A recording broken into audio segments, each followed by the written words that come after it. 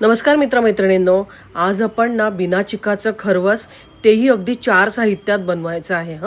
चला बघूया कसं बनवायचं ते. एकदम मऊ तोंडात विरघळणारं इतकं अतिशय चविष्ट असं. त्याच्यासाठी 1 कप दूध, 1 कप दही, अर्धा कप मिल्कमेड आणि अर्धा कप मिल्क पावडर, वेलची पूड आणि सजावटीसाठी केशर घेतलं आहे. सगळं साहित्य आपण एकत्र मिक्स करूया आणि छान फेटून घेऊया. ह्याच्यामध्ये अजिबात गुठळ्या राहिल्या पाहिजे नाहीत. थोडीशी वरून आपण वेलची पूड घालूया आणि ते सुद्धा असं छान मिक्स करून घेऊया. बघा किती स्मूथ बॅटर झालं ना. एका भांड्यामध्ये आपण हे काढूया. वरून वेलची पूड आपण थोडीशी केशराच्या काड्या घालूया, म्हणजे छान केशरी रंग येतो. स्टीमरमध्ये पाणी गरम करायला ठेवलं होतं, त्याच्यामध्ये हा डबा ठेवूया.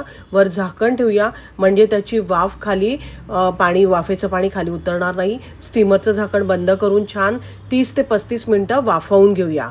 बघा आपलं हे छान खरवस वाफवून झालेलं आहे. मस्त दिसतंय ना. ह्याला अगदी थंड करून घेऊया. फ्रीजमध्ये ठेवलं तरी चालेल. आणि मग छान आपण ह्याच्या वड्या पाडून घेऊया. किती मस्त वड्या पडतात बघा.